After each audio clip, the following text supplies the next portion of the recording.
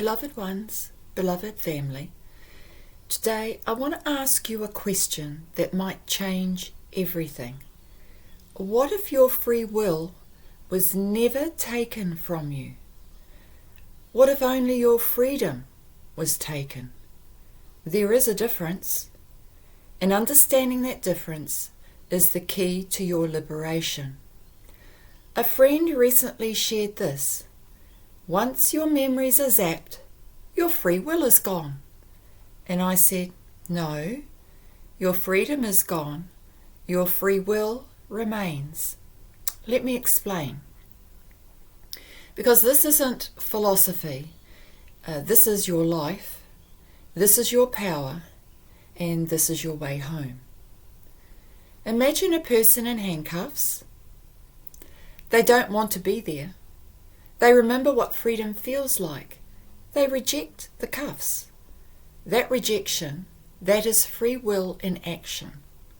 The handcuffs exist because they don't agree. Control only works on those who resist. Now imagine that same person, but their memory is wiped. They forget that handcuffs aren't normal. They accept them as just how things are. Yes, they're uncomfortable, but it's life, right? Their free will isn't gone, but it is reduced. They can still choose, but every choice now includes the handcuffs. You want to drive a car? You can want it, but with cuffs on, you can't do it. So the argument becomes, you're not free to drive. True, but you want to drive. Your choice to seek freedom, that remains. And in that wanting, in that remembering that handcuffs aren't normal, you begin the work of removing them. This is the trap of memory loss. Not that you lose your will, but that you forget what you're willing for. You forget that another way is possible, and so you choose within the cage, not because you can't choose, but because you forgot you could choose differently. Now let's talk about leadership, because the same principle applies. Humanity has been offered two traps. Both look like solutions. Both take your power away. Trap 1, the control method, the control model. I have the vision. Follow me. Do what I say. This creates order, but it costs freedom. It runs on fear. It's like wearing a cast on a broken bone forever. It stops you from moving. It stops you from growing. It says you cannot be trusted to decide. Trap 2, the rules model. No one should lead. Just follow the rules. Don't have a vision. This creates safety, but it creates no direction. It's like having a car with no engine. You won't crash, but you won't go anywhere. It also says you cannot be trusted to decide. Both traps fail, because both traps remove your power. They outsource your judgment. They defer your responsibility, and they suspend your critical thinking. And as a result isn't stability. It's accumulated misalignment, social, psychological, moral. Even well-intentioned leaders become bottlenecks, single points of failure. This is why personality-centered movements drift toward authoritarianism. They fracture when the leader fails. They collapse when reality contradicts the narrative. But there is a third way. Not a compromise, not a balance, but a different category altogether. The third way is Leadership that facilitates reorientation without stealing your agency. It doesn't impose vision. It restores perception. It doesn't enforce rules. It removes constraints. It doesn't create followers. It awakens choosers.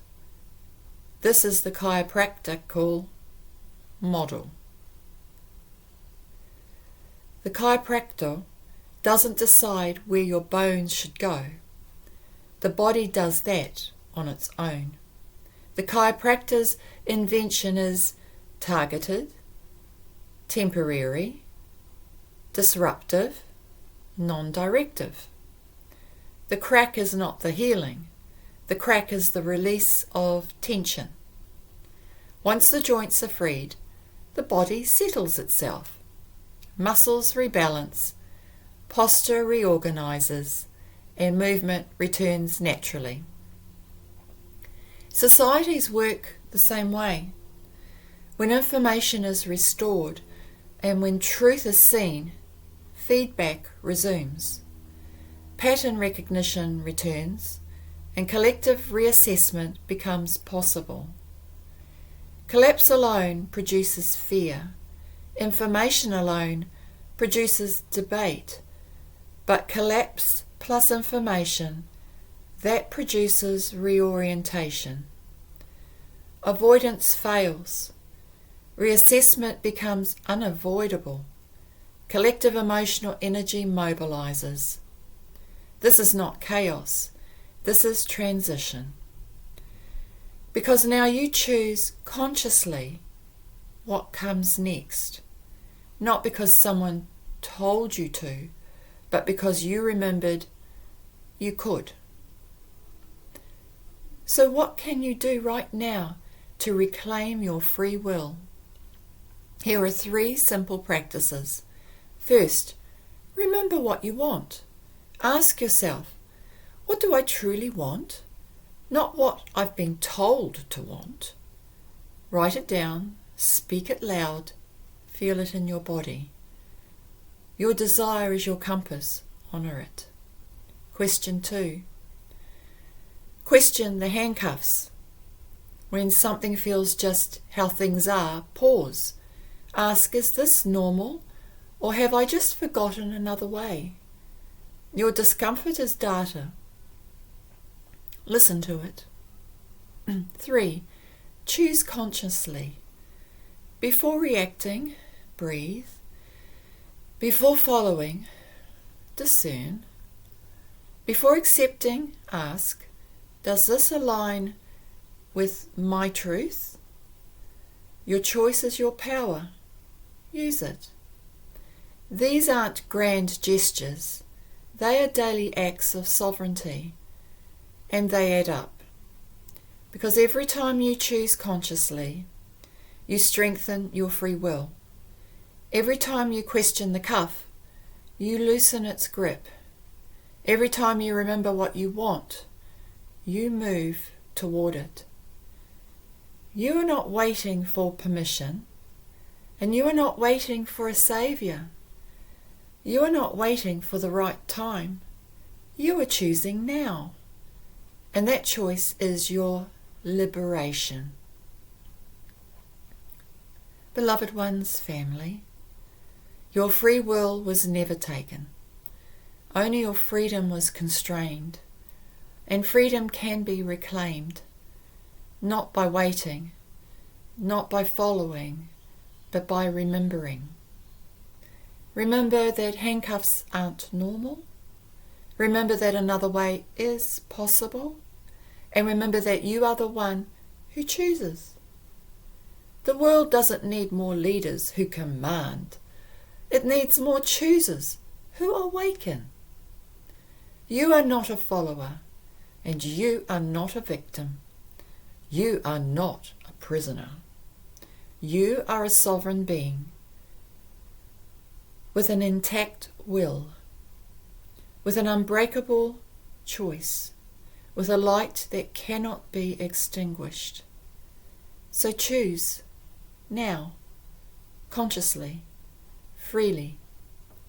Liberation of the light begins with you. I see you, I honour you, and I stand with you always.